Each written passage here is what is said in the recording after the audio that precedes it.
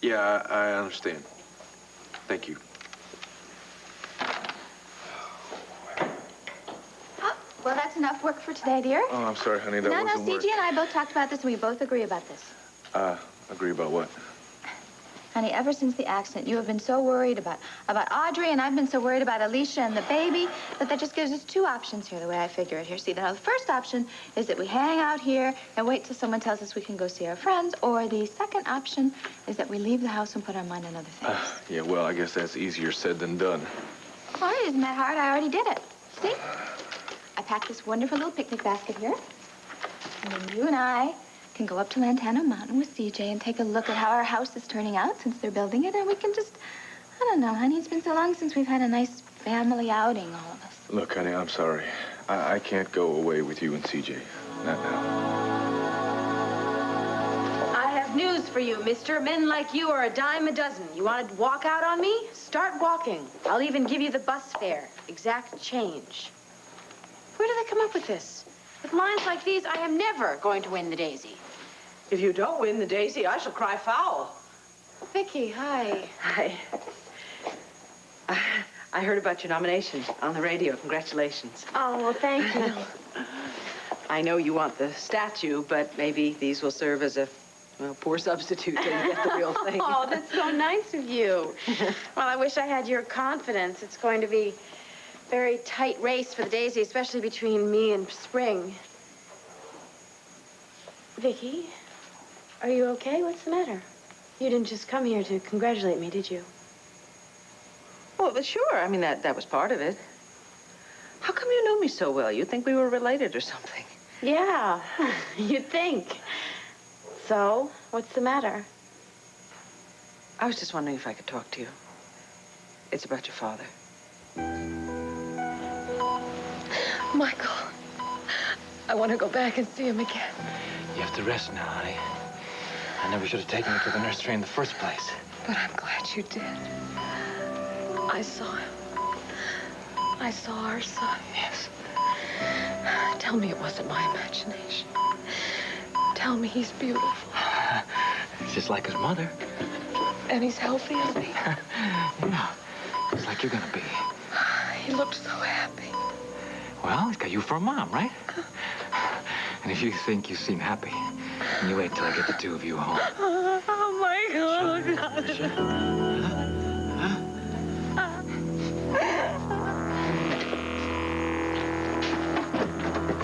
Nurse! My wife needs a doctor now! Oh, I don't think I can take this. Hold on, honey. Hold on, honey. I won't. I got you. I got you. Doctor's coming anytime now. He's coming anytime. All right. Here he is. Okay, Alicia. She's fine. I'm right here. I'm sorry. It hurts so much. Alicia? Alicia? Okay. Pulse is increasing, doctor. Who's it? Is it the peritonitis? The breathing's very shallow. I think it might be septicemia. We're gonna have. She's burning up too. My God, you can't. Michael, please, You're gonna stay. Please, would you wait outside right now, please? We're dealing with possible respiratory and cardiac arrest. We gotta get her heart rate set. Ms. Ames, since you are restricted to the number of visitors that you can receive here at the hospital, I have been elected official representative of the cast and crew at Fraternity Row. Naturally, it's because of my charm, my rugged good looks, and the fact that I'm the producer. I call the shots there. Aha! A little bit of a smile broke through. Let's see if we can turn that into an all-out grin, okay?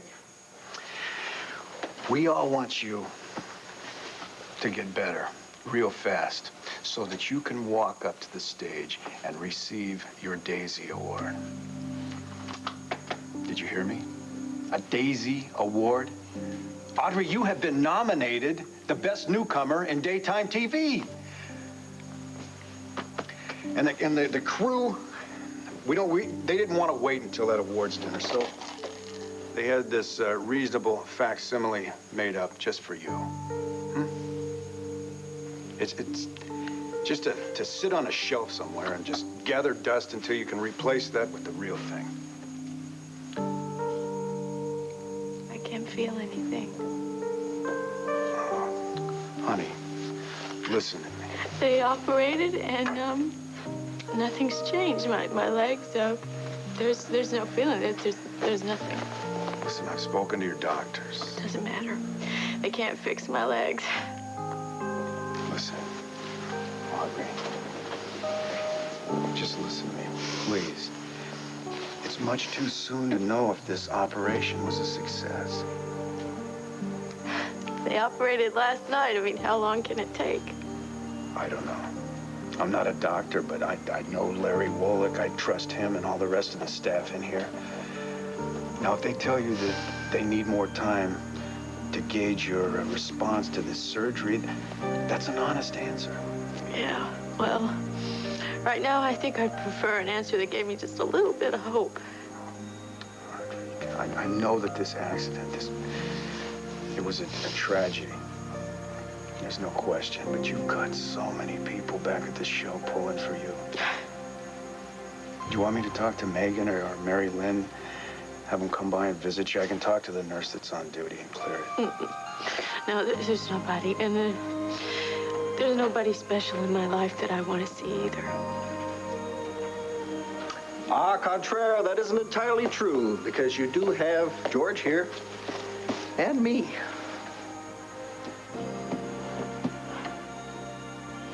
So, what's up between you and Dad? Oh, nothing. Nothing, no. I guess it's more about myself that I wanted to talk to you about. You see, your father came to see me at the Banner last night to tell me that he changed his mind and decided to stay in Landview. Oh, I know. He came by and gave me the same news. Isn't that great? I'm sorry, you just missed him. Well, maybe that's just as well. When your father said he was leaving town, I really thought that his leaving would make all our lives go into a tailspin, but I think that his staying is going to cause even more problems. I mean, you've changed your mind? You want him to go? No. I mean, no, I'm very happy for you. And for Sarah that he is staying. It's just that... Oh, dear. When he came to see me last night and told me of his decision, Clint came in, and to put it mildly, Clint overreacted. I thought they were going to start punching each other. And then Clint calmed down and your father left. But you see, when Clint and I were left alone, I realized what an awful thing I've done to my husband. Well, you haven't done anything. It's not like you picked up where you left off 25 years ago. No, but you don't really need an affair to drive a wedge through a marriage. Clint feels very threatened by Roger, and I've done nothing to ease that threat. Well, is it up to you? Oh, yes. Yes, it is up to me. I'm his wife, and I love him, and it is up to me to let him know that every single day. But I lost sight of that somewhere along the way. Instead of keeping my very confused feelings to myself, I told him that I had not yet resolved my feelings for your father. Well, doesn't Clint understand? Yes, he did in the beginning, but it all got dragged out much too long, and I put him in a painfully awkward position, and it was really only last night that I realized how very badly I'd hurt him. This is all my fault. If it wasn't for me, you and Dad would be able to put your past behind you, but here I am, a constant reminder. No, Megan, don't be ridiculous. You have nothing to feel guilty about. Good heavens, if I hadn't been reunited with your father, I would never have found you. Yes, and the moment that you found me, you put risk into your marriage. I would feel so horrible if something came between you and Clint. Oh, no, nothing will. That's kind of what I came to tell you. You see, after your father left, Clint and I had a very, very long talk. And everything that had been unspoken came out in the open. And when it was over, if anything, our marriage is stronger than ever. You're not just saying that for my benefit. No, not at all. I know it took time for him to lose faith in me, and I know it will take time for that faith to be restored completely, but I am going to hold my marriage together, no matter what. Just as I couldn't bear to lose you, I can't lose Clint. He means so much to me, Megan. He means so unbearably much to me. You're not going to lose him, Vicki. Not now, not ever.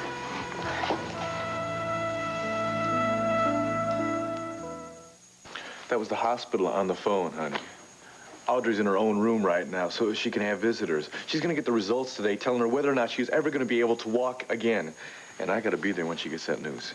Honey, I know you feel partially responsible. Honey, and no, guilty there's no for all- partially about it. I feel entirely responsible. You know, I get into a fight with that jerk Blade, and then I have to push Audrey out of the way, and I push her right there into the middle of the street. A car hits her, and I'm holding her in my arms until the ambulance gets there, and she asked me to be there for her through this whole thing. So I promised her that I would do that, honey. It's like making a promise to myself. This is just something I gotta do. Please. Please understand that, honey. Be patient with me. There'll be plenty of other times for picnics for you, me, and CJ. Just not today. All right, I promise is a promise. Thank you. Thank you for understanding. Oh, I love you. Will you make me one promise, though? Yeah, name it. Will you call me if maybe we can have a late picnic? Yeah, I'll do my best, huh? Thanks. Give old CJ a hug for me, huh? Yeah.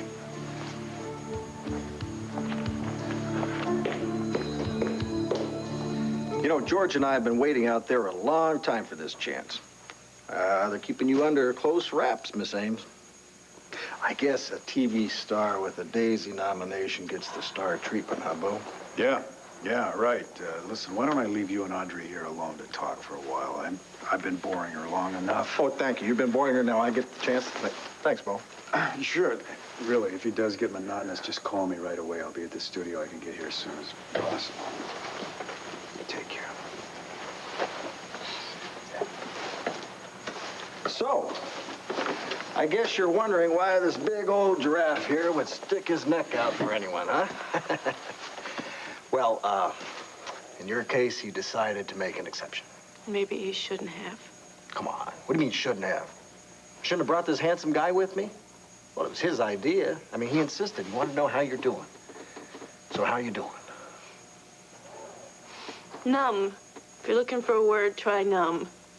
I hear the doctors feel the operation went well last night. Yeah, that's what everybody keeps telling me. Everybody except the doctors. Kind of hard waiting, huh?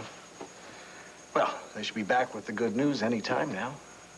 Until then, what can I do to make you more John, comfortable? please. Oh, come on. Really, if you want someone to talk to, you want someone to get mad at, someone to cry with, someone... Damn it, don't you get it, John? Doesn't anybody get it? I don't want these stupid little gifts, and I don't want your sympathetic words, and I don't want your kind looks. I don't want anything from anybody, and I don't want anything from you, especially.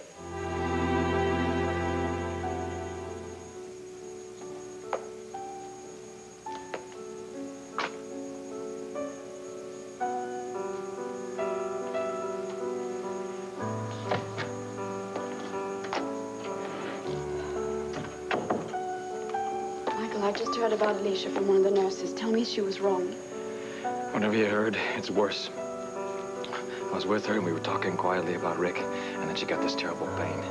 Oh, Michael, I'm so sorry. The doctor kicked me out of the room. I didn't know where to go, so I just came here. Ironic, isn't it? Michael Grand in a chapel.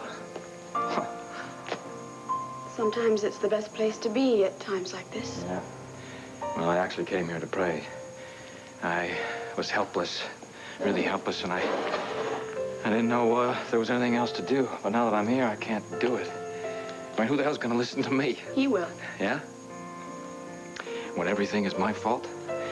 The accident, Alicia's injuries, my baby's fever. This is absurd. You're punishing yourself for no reason. Am I? Ever since I came to this town, I have caused nothing but pain and suffering. For Vicky, for family, friends. Now it's all come home to my wife and my child. Michael, don't do this.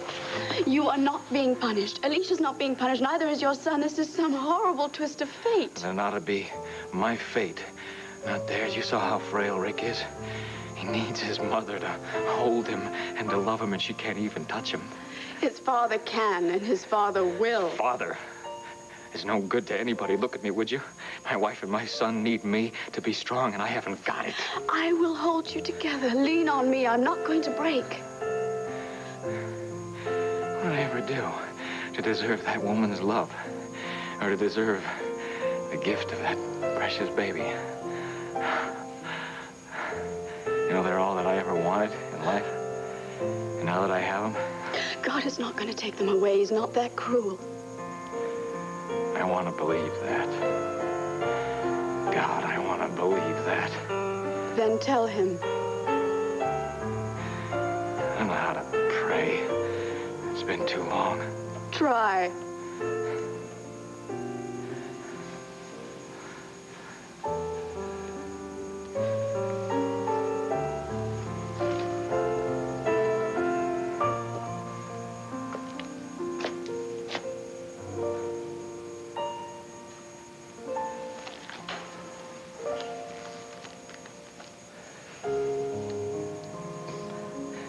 Don't take my family away. Dear God, don't take them away.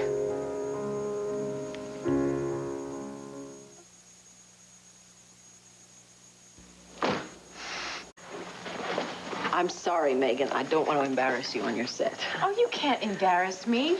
Tears fly, emotions fly around here all day long. We're taping a soap opera, remember? Besides, what are moms good for if they can't make you want to run under and hide under furniture every once in a while? I guess that's true. Goodness, we've come a long way, haven't we? When we first met. I couldn't stand you. Oh, I thought you were a self-centered little twit. And then Eterna happened, and... And the self-centered little twit ended up being your daughter. Were you horrified? I was stunned. Then I was intrigued. Then I was very grateful. Yeah, it took me a little longer to get to the grateful stage. But once I did, I have to admit, I think I went a little overboard. I started wishing that you and Dad would get back together again. Well, I guess that's a normal reaction, huh? Yeah, I guess so. But I realize now that the love that you shared with my father is in the past, and that you've made a new start with Clint and the children, and that's what's important. For a self-centered little twit, you've certainly grown up. Thank you so much for understanding. Thank you. Now, we have to look to the future, and in particular, to the future of the new Daisy winner. I haven't won anything yet. Wait. Don't take my script. Thank you. But honey, you were nominated for Best Actress. That in itself is an enormous honor, isn't it? Isn't it all right for a mother to be proud of her daughter? Oh, yes, I just get a little superstitious. I don't like to think about what I'm going to wear or think about what I'm going to say. You haven't thought about it at all? Well, maybe I've given it a little bit of thought. And if I win, and that's a very big if, I just want to make a proper acceptance speech. I want to thank Bo and everyone that's worked on the show. And I also want to give a special thanks to my sister, Sarah, and my mom and dad, and to my mother, Victoria Buchanan. Oh. Thank you. We like you, Megan.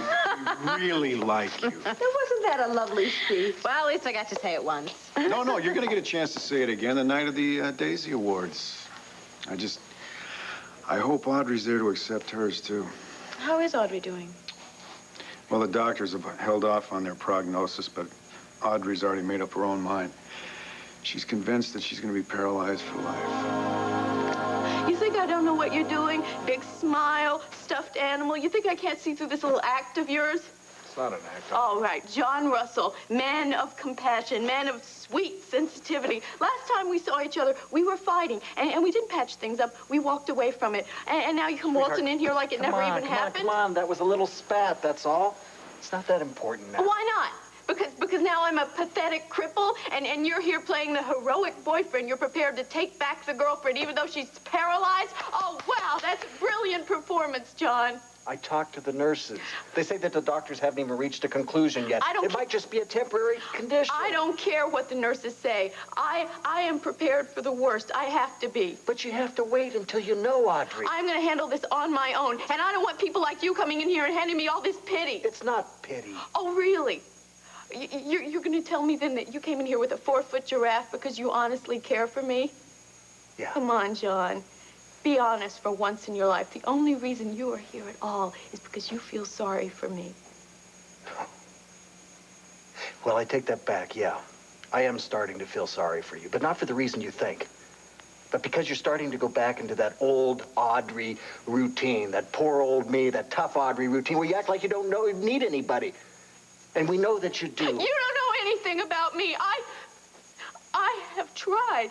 And every time I need somebody, I always end up getting hurt. I mean, look, Blade, all right? I'm here in the hospital. I'm paralyzed because I let somebody get too close. My God, if I let anybody even get near me, I'll probably end up dead. I understand how you feel.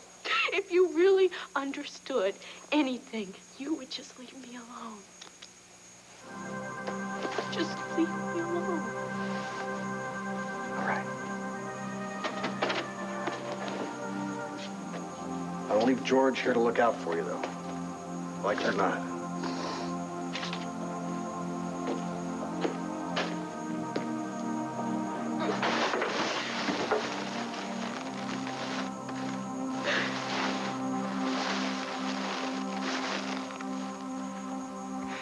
I can't stop thinking about those last few days we had together at home.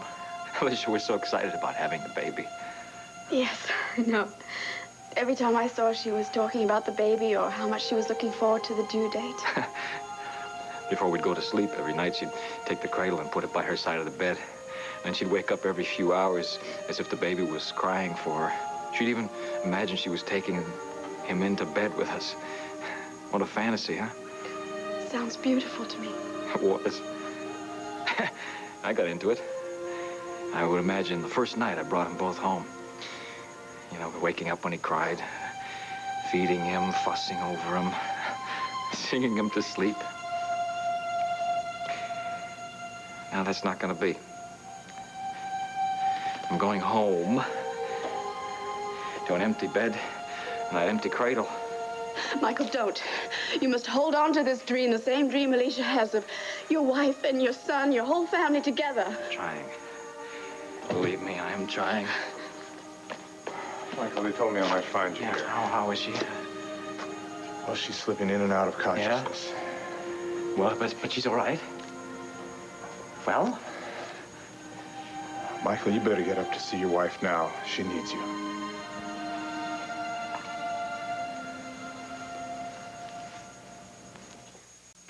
I'm sure that Audrey is just being emotional, and as soon as the doctors get the tests back and give her the good news, she'll be cracking jokes in no time. Well, I hope you're right, because she sure is taking this hard. Poor girl. And poor Alicia Grant. Such a tragedy. I wish there was something that we could do. I know how you feel. Well, I'm afraid I have to go back to work. Thank you for listening to your old mom. You're welcome. Thank you for your congratulations. Oh, Wait, whoa. I've been watching you guys. My eyes deceive me, or is this Vicky and Megan, or has this become a mutual admiration society here? both. Both. I'm off to work. Bye-bye. Bye. Bye, Vicky. You know, watching you and Vicky together and being so happy, it just makes me want to cheer up Audrey all the more, but nothing seems to work. Well, what about that replica of the Daisy Award that the prop people made up? Did that work? She hardly even cracked a smile. Bo, there's got to be something that we can do to cheer her up. Well, there is something that I started to think about. I didn't pitch it to Audrey because she wasn't really receptive to about anything, but I thought maybe the two of us together, we could tell her about it and she might get excited. All right, you've got me curious. What's your idea? It was all your idea. Mine? Mm-hmm. Yeah, remember when you asked me to come up with a storyline to help you win the Daisy Award? Oh, yes, something nice and juicy to keep the viewers from thinking about that silly little twit, Spring Sky. Right. Well, Sheldon and the guys upstairs think that maybe they came up with the answer to your prayers, and indirectly, maybe Audrey's too. You ready? Yep. We revealed that Nora, Audrey's character, and Roxanne, your character, are actually long-lost sisters. And when she came to Fraternity Row, it wasn't just to find the campus stalker, it was also to get to know her sister. But the more that Nora gets to know Roxanne, the more jealous she becomes. She starts to try to undermine Roxanne's popularity on the college campus and her influence on the campus. Wait, Bo. What? You don't like it? No, I think it's a great idea, and I would love to work with Audrey, but I can't even begin to think about it until Audrey is better, both mentally and physically. Yeah. You're right. I should have told Sheldon to go ahead and file this under research and development, and I guess that's what I'll do right now.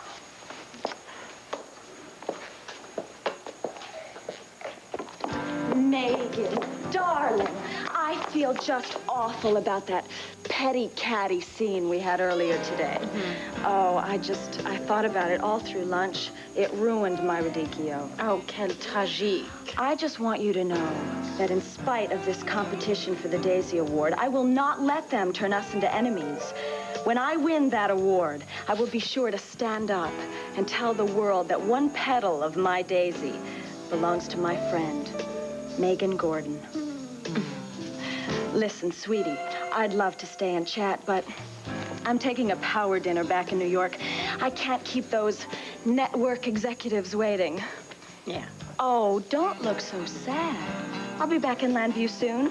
Melinda Kramer has asked me to do her talk show on the Daisy nominations.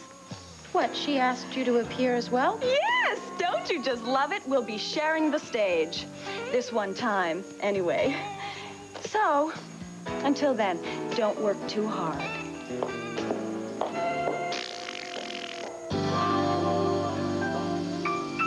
Hello, Herb. Rick?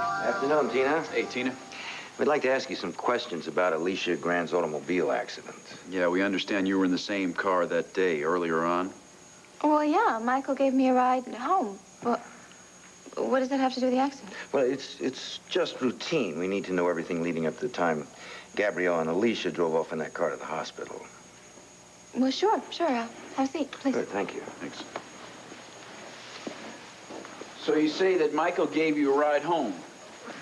Yeah, actually, I asked him to. There was something I wanted to discuss with him. About the hotel? Well, actually, no, it was personal. See, Alicia... Well, she wanted me to talk to him about ending this stupid feud. The feud? Well, yeah, between Michael and Beau. And Beau is part of my family, and I work for Michael, so I'm the natural go-between. And, well, she just felt horrible that, you know, her husband and Beau were enemies. Yes, we can all sympathize with that. When Michael took you back to Landfair, did anything unusual happen? Yeah, the brakes gave out. But luckily, they started working again. In fact, Michael said he was going to take the car into the shop first thing in the morning. I guess the tragedy is that he didn't get a chance to before Alicia and Gabrielle. Do you know if Alicia often borrowed Michael's car? No. Or this isn't just routine, is it? You're not just talking here about some faulty brakes here. You think somebody did this on purpose, don't you? Well, let's not jump to conclusions. Yeah, but I'm right, aren't I? We have to ask you to keep this confidential for now. Well, yes. Yes, of course. Good. Rafe, I have to get back to the office. Okay. Thanks, Tina. Yes, I appreciate you taking the time very much. Thank you. You're welcome. Goodbye.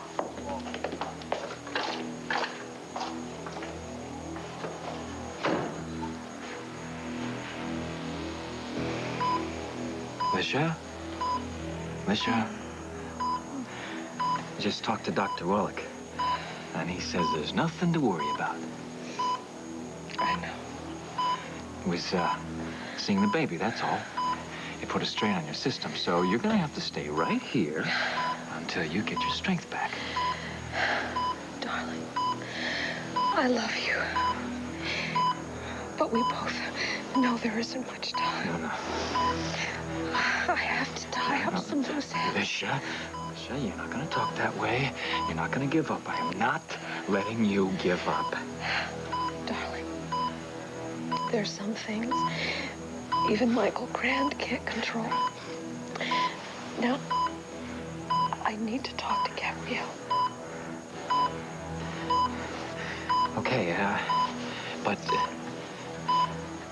please save your strength, okay? Okay.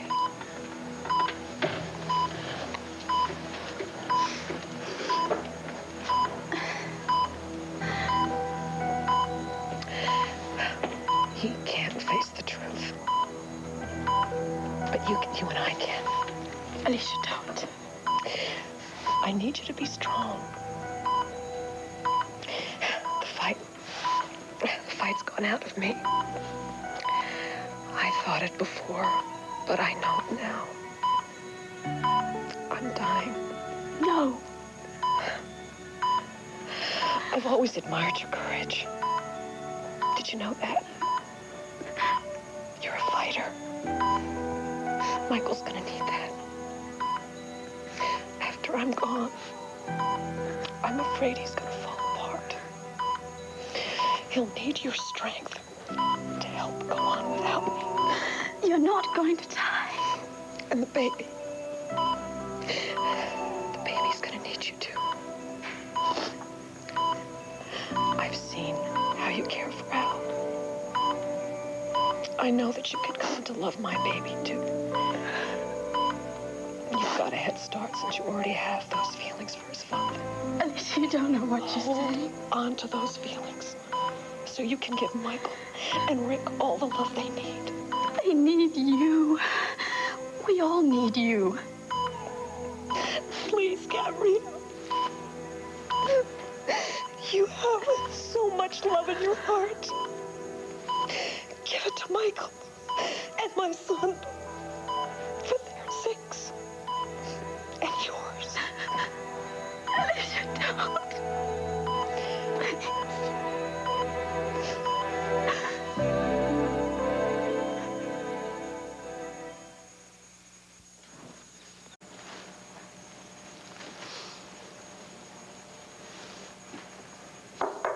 Audrey? I told you to get out and stay out. Oh, maybe you're expecting somebody else. Cord, I'm sorry. I thought. Oh, forget it. Come on in. It doesn't matter what I thought. Matter of fact, nothing matters now. Hey, come on, what kind of talk is that? Forget it. If you're smart, I mean, you'll forget all about me and you'll just walk right out that door. Oh, really? Well, I'm sorry. Well, that's impossible because it's not going to happen. Let me start over. I think I owe you an apology. I mean, I haven't seen you since they brought me into the emergency room, and if it hadn't been for you, wait a minute, please. No apologies, all right? And please, no thank yous. Just came by to see how you're doing, right? Still in a lot of pain after the operation? A little. I think I'd be happier if I was in more pain. I still don't feel a thing in my legs. Oh. Excuse me, Miss Ames. It's time for those new tests. Hey. Can you do it later? No, hey, what are you talking about? Sooner doctor takes a look at you, sooner you'll be walking out of here on your own power. Right, Doc? That's the idea. Would you mind waiting outside, please? Oh, no, don't make him go, please. Wait, I'm just going to be outside in the hall. I'll be right back, I promise. Listen, for good luck, huh? Hey. I want you to try and relax, Miss Ames. I'm just going to test your reflexes. Again? It's the best way to gauge the effects of the surgery. Just lie still.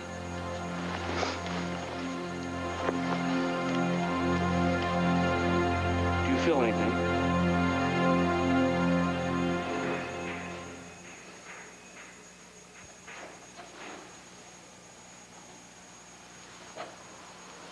Yeah, no question. It's brake fluid. There's no stain like this in Michael Grand's garage. Logic dictates that car was sabotaged here at the hotel. Which leaves us with the master brake cylinder we took from his car. The lab guys identify the fingerprints. We should have our man. Seems that way. What I don't get is motive, Herb. And who could have wanted to kill Michael Grand? A disgruntled employee? Somebody maybe connected with the Turner? Hell, for all we know, Grand wasn't even the target, and maybe he sabotaged the brakes himself just to collect the life insurance on his wife. I don't see it that way. Well, how do you see it? You heard Tina? That car was tampered with when the feud between the Buchanans and Michael was just reaching a peak. So? So? Michael's been claiming for some time now that one Buchanan in particular has been out to destroy him. He even accused the man of sending him that bomb and a box of flowers. Again, it's only logic. Yeah, spare me the logic, Herb, because I know for a fact that Bo did not sabotage Grand's brakes. Yeah, how do you know that, Rafe? Because I know Bo. He's my cousin. He might have been angry at Grand for damn good reason, but he is not a murderer. You think I like considering Bo a suspect? Hell, I think the world of him. But as much as we may hate it, we can't ignore the facts.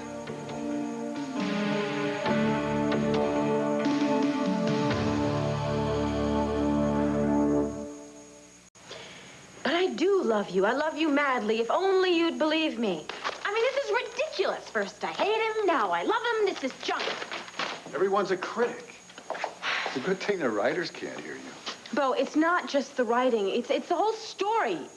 I thought you were too involved with Audrey right now to worry about that kind of trivial stuff. No, I am a professional. I can worry about my character going down the drain. Your character, the Daisy War. Just saw Spring Sky leaving. Does your mood have anything to do with her little visit? Do you know what Spring Sky is? Sounds like a stage name to me. She is a plastic no talent that thinks that the sun and the stars rise and fall for her. You mean they don't? I mean, am I the only one? Or have you seen that skunk stripe down center of her head? And what about that cleavage that she shows on her show? I mean, there's got to be some kind of law against false advertising. Whatever she said, she sure made your day, didn't Oh, and she thinks that she's got her third daisy right in the palm of her hand. Well, I'm not going to let that stuffed twit take away something that's mine. Well, I'm sold. I am. But so what are you going to do about it? Anything we can. Tell me a little bit more about this storyline that you and the writers cooked up for me and Audrey. Well, you just said that... No, never mind what I just said, Bo. This is war. Mr. Roberts, you can go back inside now. Oh, great. How's she doing? We'll let the patient explain for herself. I'll check on you later, Miss Ames. Get some rest. So, that was quick. What do you have to say? He didn't say anything. Didn't have to. He stuck pins in my foot, and he even put a tuning fork on it, and I didn't feel a thing. Well, hey, come on. The operation was only last night, right? I mean, give it some time. How much can you tell now? I mean, I'm sure you couldn't tell anything concrete. Well, he did say something about spinal shock. Really? I remember reading something about that, and I think what I read was that in lots of cases, in situations like this, the paralysis is only temporary. Now, if that's the case, you're going to be walking out of here in no time. Yeah, and it's also possible I'm never going to walk again. Oh, so I guess you've decided to, like, look at this situation as the glass being half empty and not half full. Come on, Audrey, I think, you know, in a case like this, maybe the best way to look at it is just to have a different attitude, a real positive attitude. What does my attitude have to do with anything? My legs are the thing that's paralyzed here. Yeah, I know that for now. But hey, come on. I think if you just relax, if you do everything that doctor tells you to do, and you just take it real easy for a while, they're gonna have you in therapy, and then you'll be walking. Mm-mm. If I don't get my hopes up, then I can't be disappointed. Don't say that, Audrey. Come on, look. No matter how good or bad a doctor is, he's only a doctor, and you are the one who has got to keep fighting this all the way. What do you think I've been doing my whole life? I mean, every time I start to care about something enough to really fight for it, you know, my hopes just, they come crashing down around me, Cord. Well, I guess we're going to have to change that then, huh? Look, I know you mean well, but I really think it's best for me to start to try and face the facts, you know? I am paralyzed, and that's not going to change. I'm never going to walk again.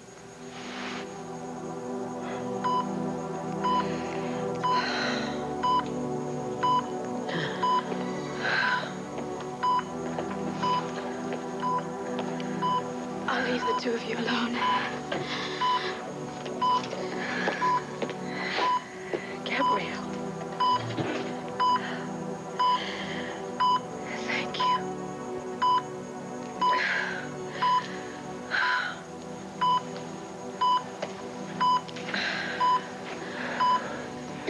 Well, guess what? I just had a little visit with our son. Had a little chat with him through the glass. How is he? He's getting stronger every minute. And, would you believe he even had a message for you? How's that for precocious? Talking already. Just like his father. That's right. Our son says that he can't wait to sit on his mother's lap and have her read him stories and tell him about all the wonders of the world. There's a lot of good times ahead for you and Rick. A lot of rich times ahead for you and Rick and me. Michael, listen to me. Huh? All those wonderful things. Our little boy, he's going to have to learn them from you. No, Alicia, don't. Darling. Don't. Darling, No. please. You have to face this. I don't want it this way. No. But nobody asked me. Alicia, you can't leave me now. Huh? Now, come on, you gotta hold on. Oh, my precious darling.